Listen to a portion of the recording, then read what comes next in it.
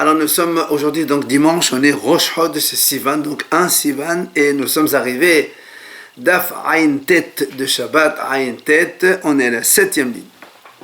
On a vu dans la Mishnah, donc la 7e ligne, la Mishnah a dit Oh Kedel Asot, dans la Mishnah on a dit donc on sort du cuir pour qu'on soit Hayav, on a dit pour faire Kamiya, donc rappelez-vous un Kamé.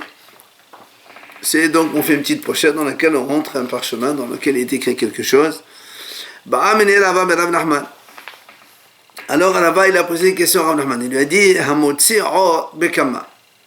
quand quelqu'un il fait sortir donc du cuir, c'est combien la dimension? Il lui dit voilà, on a vu dans la Mishnah, c'est marqué de quoi faire un kamé. Et donc une amulette, c'est la même chose. Après, il lui pose deuxième question. Celui qui va tanner donc la peau d'un animal, c'est combien pour qu'on soit hayav? Amalé loshna, la même chose. Si tu tannes une quantité pour faire un kamé, ça y est, on est hayav. Maintenant, il dit les abedo bechama. Combien, si quelqu'un il veut sortir donc le cuir d'un animal, donc la peau d'un animal, pour la faire tanner, c'est combien? Ah, mais là, ça veut dire pas de différence. C'est la même dimension. Alors, il lui a dit, où tu as vu ça que c'est pareil? Il dit, voilà, c'est marqué dans une Mishnah. Donc, celui qui fait blanchir. La Mishnah a dit comme ça. Celui qui fait blanchir, pardon, de la laine, menapetz, il va la peigner, sauver, la teindre, touer, faire des fils. Shi'oro, c'est combien le shi'or pour que ce soit hayav? La Mishnah dit là-bas, kemlo dohav sid kaful. C'est la largeur de ce qu'on appelle sid kaful. Sid, c'est l'écart entre l'index et le majeur. Sid. On dit kaful, c'est 2 fois ça. En fait, c'est ça. C'est entre le pouce et l'index. Ça, c'est 2 fois ça. Il dit voilà, quand tu tisses un fil, donc que ce soit blanchir, tu blanchis, ou tu peignes, ou tu teins, ou tu tisses un fil, tous ils ont le même shi'ur, si tu fais donc ce qu'on appelle le havasid kaful. Vers oreg, celui maintenant qui le tisse dans le tissu, shnehotin, shi'ur comme le havasid. Celui qui maintenant il fait 2 fils pour les tisser, donc faire le vêtement. Le shi'ur pour être hayav, c'est havasid. Cette fois-ci, donc uniquement un sid, c'est donc la distance, l'écart entre le pouce et l'index et le majeur. Alma, la Gemara dit, donc tu vois bien ici que quoi? Kivan de l'itviya kai shi'ura ketevui achanami, kivan de l'abdo kai shi'ura kemaubat. Il dit, comme ici on a vu, le shi'ur pour le filet, c'est la même chose que quand il est déjà filé, puisqu'on a dit pour le teindre aussi, c'est la même chose. Toé, c'est quand on va le filer, on n'a pas encore filé. Tsové, c'est quand il est déjà filé et qu'on le teint.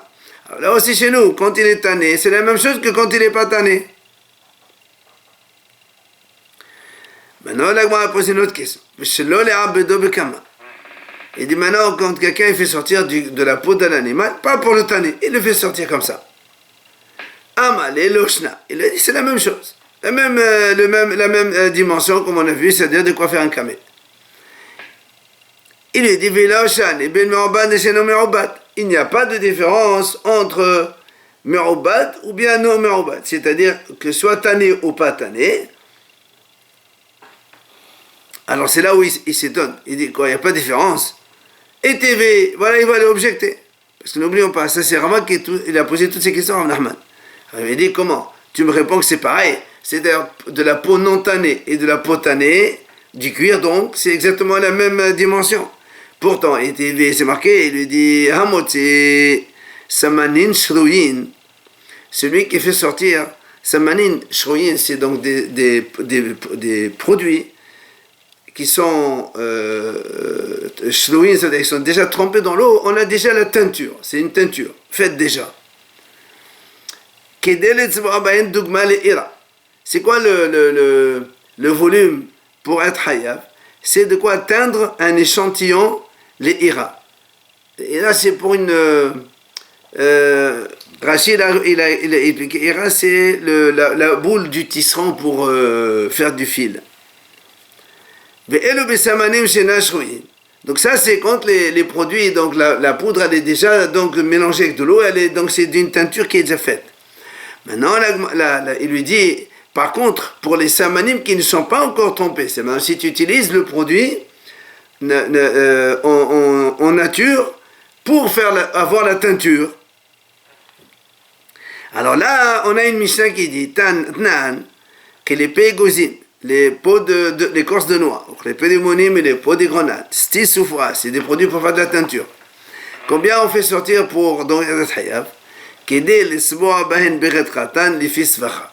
Il dit de quoi faire donc teindre un petit vêtement qu'on met sur le coiffe des femmes, c'est-à-dire une sorte de filet qu'on met sur la coiffe.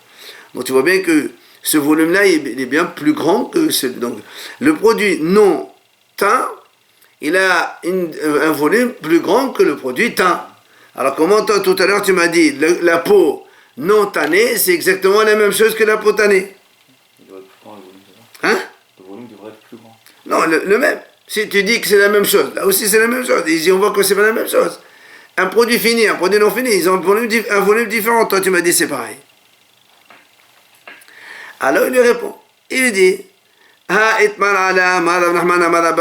lui dit, on a déjà répondu à ça. Là-bas, c'est différent, tu sais pourquoi. Parce que les fiches, les choses sont amenées, parce que là, il lui dit là-bas, c'est vrai que le volume en général, c'est comme on a pris pour la teinture déjà faite. Mais quand tu me prends les produits pour faire de la teinture, les gens ils ne vont pas prendre un tout petit volume de poudre pour faire un tout petit teinture. Il ne faut pas comme ça en général. C'est assez conséquent. Donc ça, c'est pas une objection. C'est complètement différent là-bas. Alors il lui amène une deuxième objection. Il dit, il dit pourtant voilà, les zer'oni-gina, c'est les graines qu'on plante. Il lui dit, avant qu'on les plante, la Mishnah dit comme ça. Donc il dit combien de volume de graines qu'on va planter, on est hayav quand on les fait sortir Shabbat. Tanakama il dit moins que la figue sèche, c'est que le volume habituel de Shabbat c'est moins. Et Rabbi Yehuda ben Bedra il dit 5, si tu fais sortir 5 graines pour les planter, ça y est, c'est hayav. Maintenant, ça c'est avant de les planter. Maintenant, et après qu'on les a déjà plantés, on a une Mishnah qui nous dit Zevel vechol hadar, quand on a du fumier ou de la terre, combien c'est pour les faire sortir? Rabbi Akiva dit de quoi le mettre dans un tronc de chou, un seul. Une seule plante, un plant de chou. Hachamim ils disent que un seul poireau. Donc tu vois bien là aussi. Après et avant, c'est complètement différent. Puisqu'on a dit les graines avant plantation, c'est moins que la figue sèche ou le 5 graines selon Rabbi Yehuda. Et après la plantation, même un seul tronc, un plant, c'est déjà interdit. Là aussi, l'agma elle repousse. Elle dit non, on a déjà répondu sur ça. Quoi? Là-bas c'est différent. Amala papa. Ha de Zaria, ha de Lazaria. Il dit c'est pas pareil quand c'est déjà planté et quand c'est pas planté. Les fichiers. Il dit quand c'est déjà planté un plant, c'est déjà important. Mais quand il va planter, est-ce que quelqu'un va prendre une seule graine pour aller la planter? On va pas se fatiguer pour prendre une seule graine pour la planter. Donc c'est pour ça qu'on a dit on en prend 5. Donc là-bas c'est différent. Mais dans le cuir, ça reste non tanné et tanné, c'est le même volume. Encore une fois, il dit, va arrêter. Encore une autre question, il lui pose. Il dit, voilà, l'argile. Ça, on a vu ça hier. Il dit, mais quand même, avant qu'on le malaxe avec de l'eau, Tania, la Braïta dit comme ça. On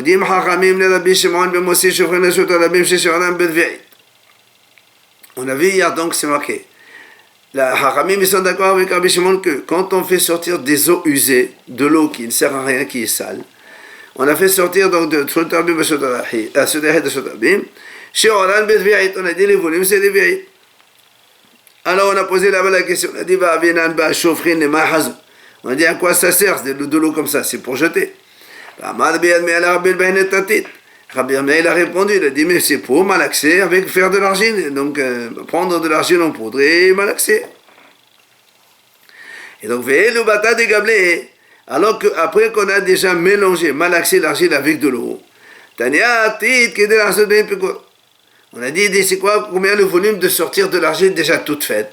On a dit de quoi mettre dans l'orifice, donc, de ce fameux outil des bijoutiers pour le mettre avec le souffleur. Bon, c'est bien plus petit. Donc, là aussi, tu vois bien que c'est différent avant et après. Alors, il lui répond, Hatam Nami, il lui dit, on a déjà répondu à ça. Comme on a dit. Les fichiers, Adam, comme on a dit, un homme, il ne va pas sortir un petit peu de poudre comme ça, de rien du tout pour aller la malaxer. Quand il malaxe en quantité assez suffisante. Donc, ce n'est pas une objection. Pourquoi le cuir, on ne répond pas comme ça aussi? Quoi? Le cuir, on ne prend pas une quantité pour le maximum. Mais non, le cuir, tu as le cuir pour le tanner. Nous, on a dit, déjà tanner, c'est de quoi faire un camé. Si tu veux faire un camé, tu prends une quantité pour un camé. Quand on ne fait pas ça, c'est ce qu'il n'a pas dit ça pour l'instant. Tajma, on revient encore avec une autre question.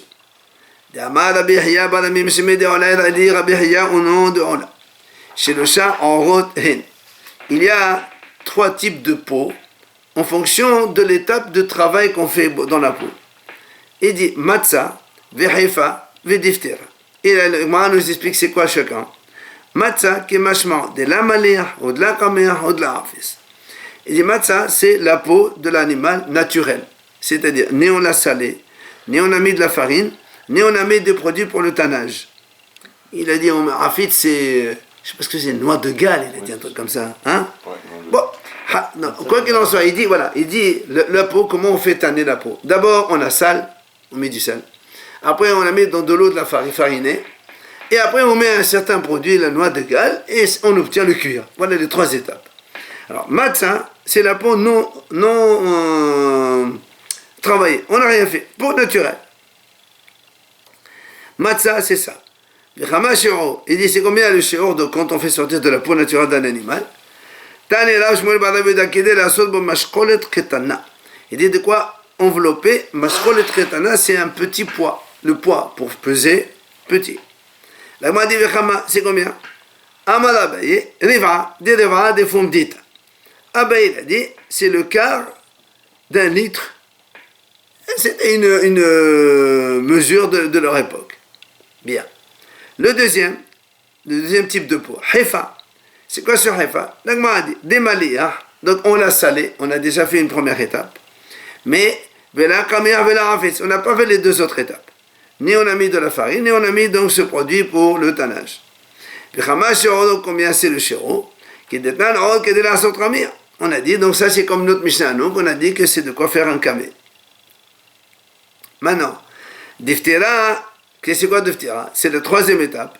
Demaliyah, vekamiyah. Donc on a salé, on a mis de la farine, mais en fait on n'a pas encore mis le produit de tannage. Combien c'est le chéro pour le faire sortir Shabbat, on est hayab. De quoi écrire un get. Donc on a donc tu vois bien que quoi?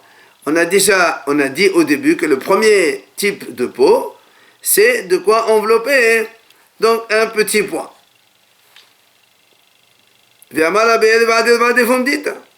Alors tu vois bien que là aussi dans la peau, toi tu as dit la peau avant tannage, après tannage c'est la même chose. Et là on voit qu'avant tannage, c'est beaucoup plus grand. Puisqu'il a dit qu'il faut envelopper, ou plus, est-ce que c'est plus petit ou... non, c'est plus grand.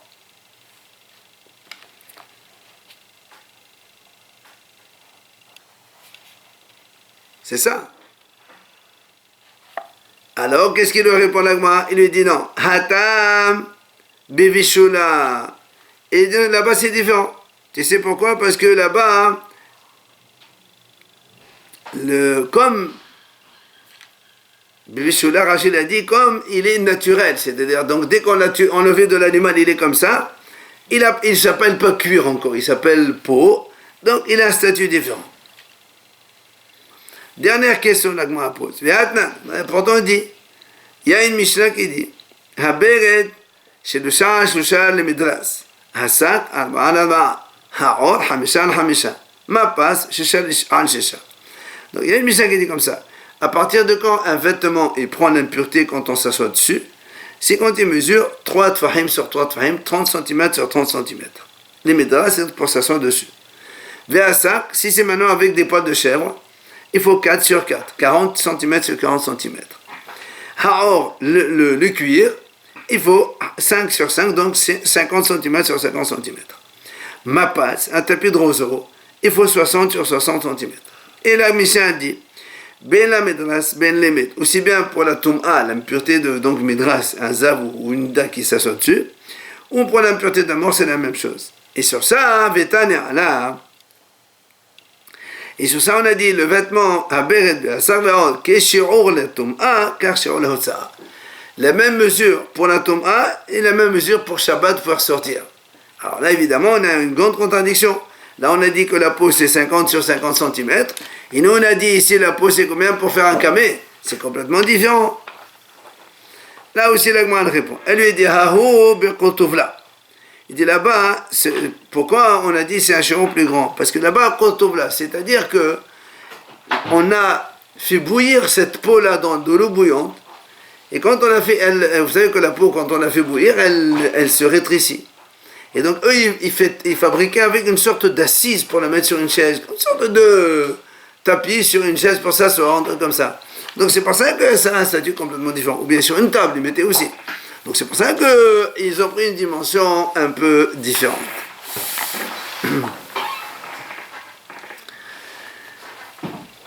Maintenant, on passe au sujet suivant de la Mishnah. On a dit Klav qui est dit l'Ertov ala par la Chartana. Il y a marqué dans la Mishnah, on a dit donc, c'est combien un parchemin. Quand on le fait sortir Shabbat, on est Hayab. C'est quand on fait sortir un parchemin, de quoi écrire dessus une paracha Tana Shabbat Tefillin, on a dit c'est Shema Israël. Donc si on peut écrire là-bas la paracha de Shema Israël, c'est pas beaucoup de choses, c'est pas grand chose, alors on est Hayab. Alors là, on a posé une question, un objet. On est pourtant, il y a une braïta qui dit Klav ou Dorsostos, qui est dès leur tov ala mezuzah. Il y a une braïta qui dit combien c'est la dimension d'un parchemin ou d'orsostos. Alors, il faut juste qu'on sache dès maintenant. Le Klav et d'orsostos, c'est tous les deux, c'est du parchemin. La seule différence, c'est que Klav, alors, quand on fait la peau de l'animal, il y a la peau côté viande, il y a la peau côté poil. Alors, quand on travaille le tannage, on coupe en deux. Celle qui est côté poil, on appelle dorsostos, et celle qui est côté chair, on appelle klaf. Ok? Alors, c'est pour ça qu'il dit klaf et dorsostos, qui est dès la tova ala mezuzah. Moi, dit si on fait sortir soit du parchemin klaf ou du parchemin dorsostos, c'est quoi la dimension? C'est de quoi il y a une mezuzah. Or, dans le mezuzah, tout le monde sait. Il y a Shema, il y a Ve'ayam Shema, il y a deux parachutes. Donc c'est plus grand. Alors là, moi, elle répond. Elle dit non, quand on a dit Mezuzah, Maï Mezuzah, Mezuzah Shabbat Tefillin. Il dit non, c'est la Mezuzah qui se trouve dans les Tefillin. Ça veut dire quoi? C'est-à-dire la plus petite paracha des Tefillin. Or, dans les Tefillin, la plus petite paracha, c'est Shema Israël. Donc c'est la même chose. Alors il dit comment? Les Tefillin, Mezuzah. Qu'est-ce que tu racontes? Les Tefillin, on les appelle Mezuzah maintenant. Alors, il m'a dit oui. La preuve, voilà, Véatania. Il y a une braïta qui dit comme ça.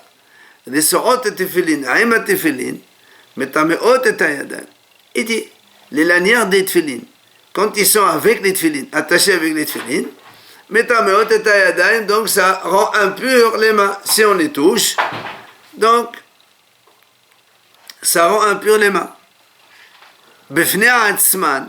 Si maintenant, les lanières seules, non attachées avec le boîtier, les lanières seules, ça ne transmet pas l'impureté.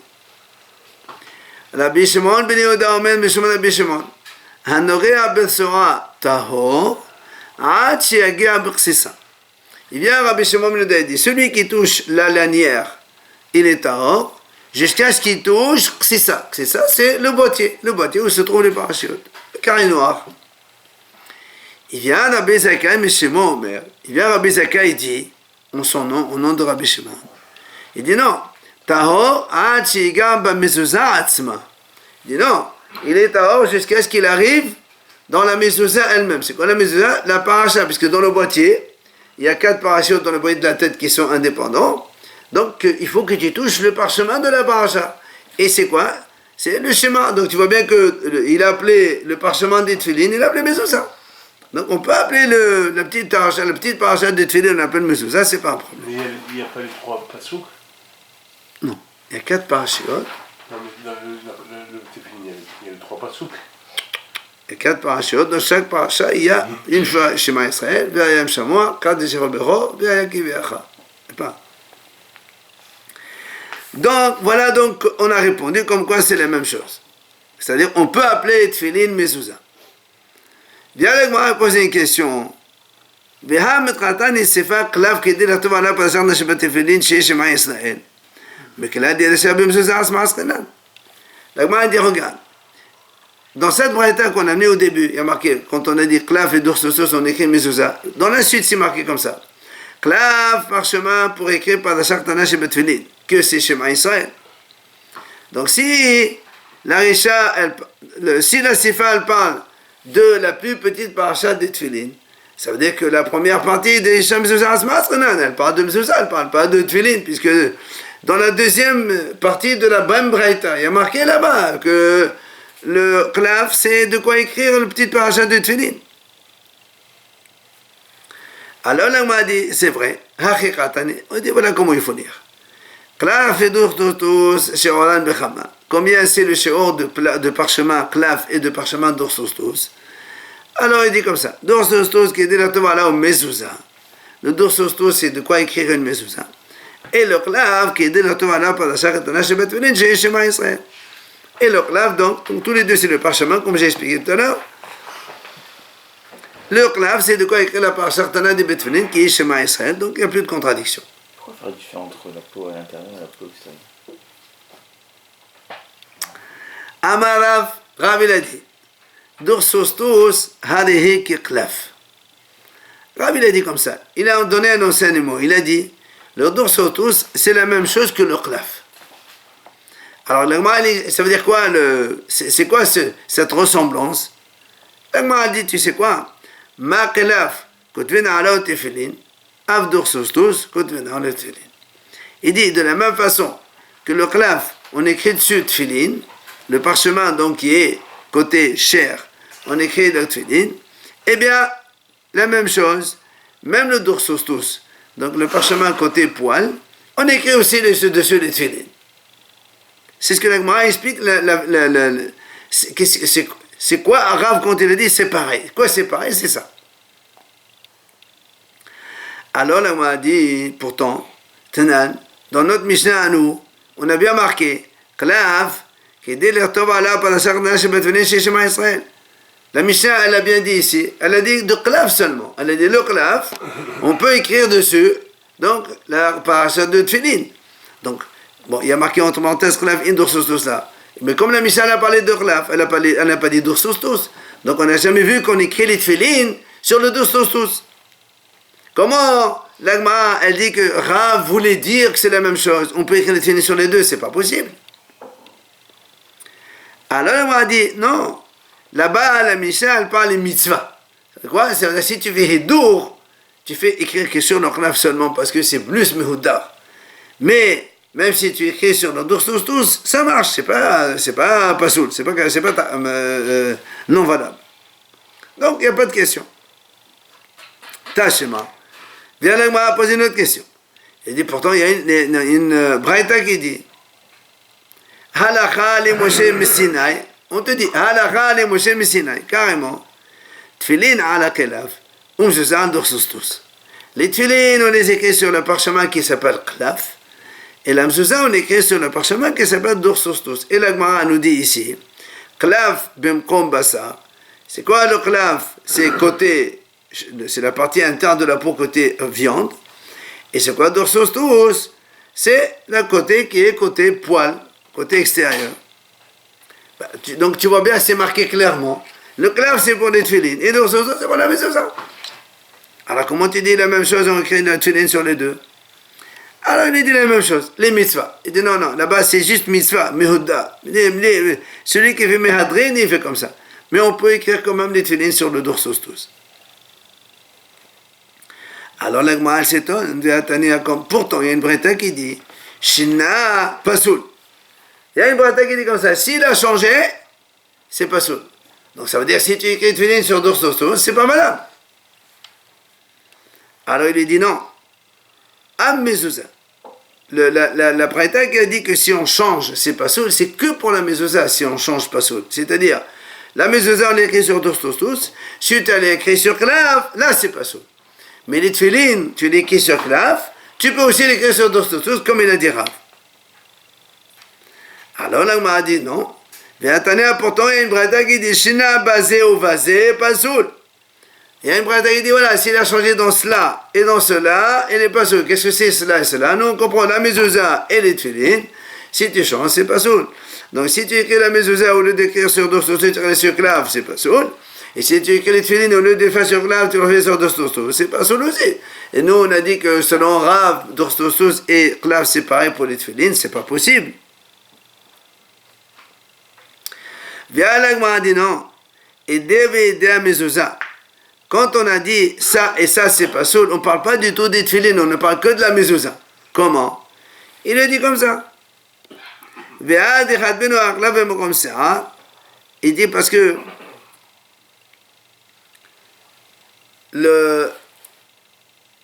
nous on a dit le dorsos tous, c'est le côté extérieur, côté poil. On a dit on écrit la mezouza dessus. Alors, après on te dit, si tu écris la mezouza sur clav, pas soul. Maintenant, il te dit, ou encore, si tu écris maintenant, parce que dans le clav, on a dit, dans le clav c'est le côté cher, oui ou non?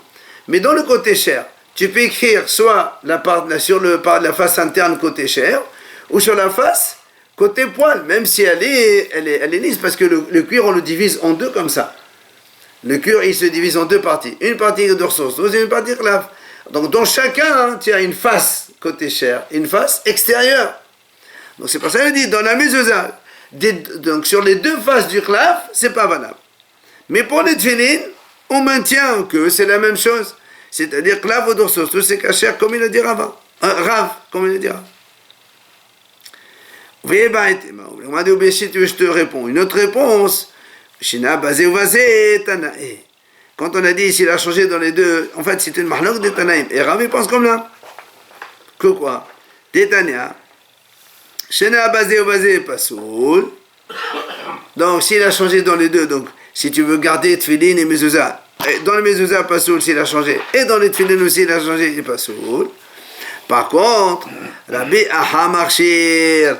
Tu vois, donc Rav pense comme Rabbi Aha. Mishum Rabbi Aha bar Hanina. Donc ça c'est Rabbi Aha, il a donné cette réponse au nom de l'un des deux haram.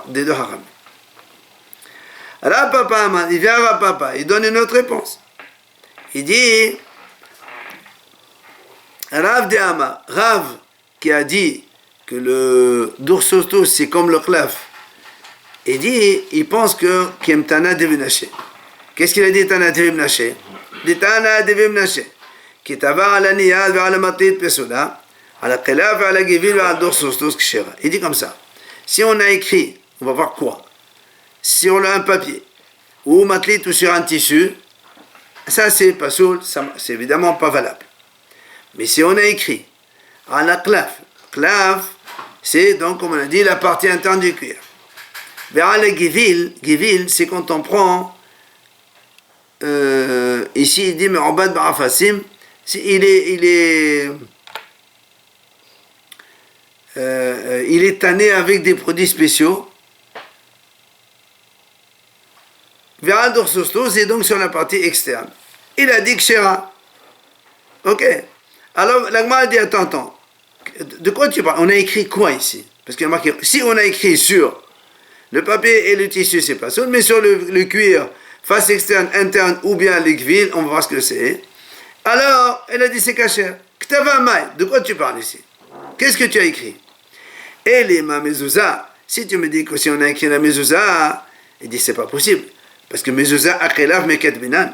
La mezouza, on a déjà vu, on ne peut pas l'écrire sur clav, c'est que sur dorsos tous.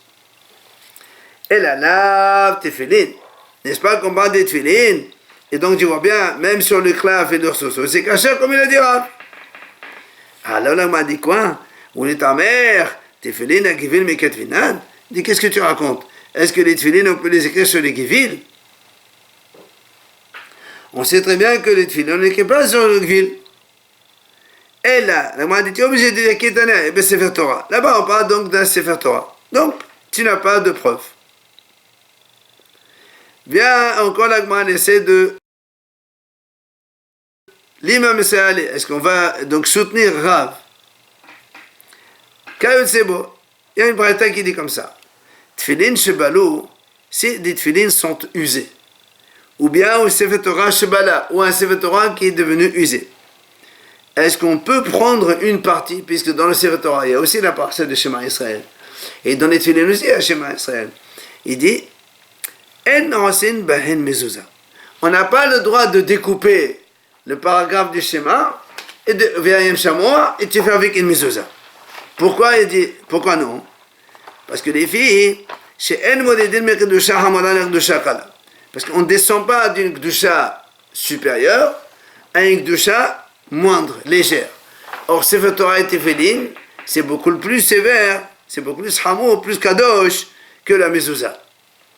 Alors la m'a dit, tu vois bien que quoi? Tama dit el modédin. La raison que la Braïta a donnée, c'est parce qu'on ne peut pas descendre de Gdusha. Ça sous-entend Hamorédin, mais si c'est vraiment c'était permis de descendre. Aussi. Donc on a le droit de changer de Sefer Torah ou Tefillin vers la mezouza. Alors il dit, attends, Dirtiva Amay, c'était écrit sur quel type de cuir? Tefillin et Sefer Torah. Là où Dirtiva Dorsostos, les Tefillin, la Gemara a dit, pour que ce soit cachère pour la mezouza, forcément que c'est écrit sur Dorsostos. Donc tu vois bien, ça aide Rav quand il a dit, même les tefillin, on peut écrire sur Dorsostos. La Gemara a dit, non, là, Dirtiva ala Kelaf. Il a dit, non, c'était écrit sur le Kelaf au début.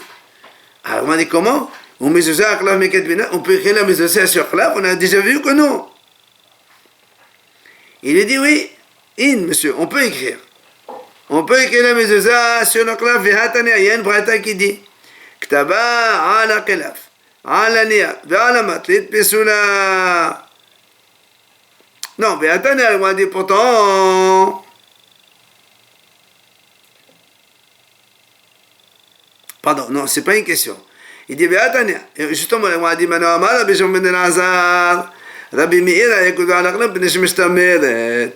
Il dit voilà, Rabbi Meir, quand il écrivait la mezouza, lui, il écrivait sur le Kelaf parce que ça se conserve mieux.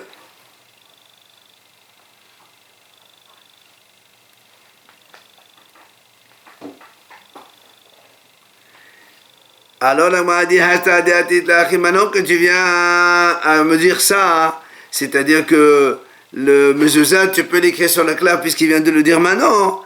Dans ces cas-là, donc tu n'as plus besoin de dire, quand Rav il a dit Dorsostos c'est comme un clave, ça ne veut pas dire que c'est le Dorsostos qui est comme un clave. Elle a un clave avec le Dorsostos.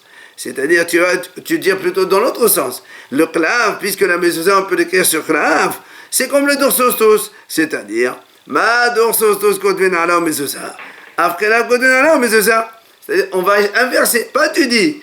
Nous, au début, on pensait, comme on écrivait Dorsostos sur Tefillin, au début, on pensait de la Gemara, on dit comme ça. Comme dans le Kelaf, on écrit Tefillin, même Dorsostos, on écrit Tefillin. Il dit non, c'est pas comme ça. Il faut dire, comme le Dorsostos, on écrit mezouza, même le Kelaf aussi, tu écris dessus mezouza, mais pas les Tefillin.